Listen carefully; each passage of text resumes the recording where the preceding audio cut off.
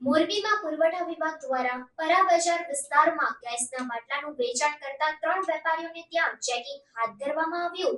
મોરબીમાં પુરવઠા વિભાગ દ્વારા પરા બજાર વિસ્તારમાં ગેસના બાટલાનું વેચાણ કરતા 3 વેપારીઓને ત્યાં ચેકિંગ હાથ ધરવામાં આવ્યું હતું. ત્યારે ગેસના બાટલાનું છૂટક વેચાણ કરતા વેપારીઓ પાસે મંજૂરી હતી તેનાથી વધુ બાટલા રાખીને વેચાણ કરતા હોવાનું સામે આવ્યું હતું, જેથી ત્રણેય વેપારીઓની દુકાનને સીલ કરી દેવામાં આવી છે.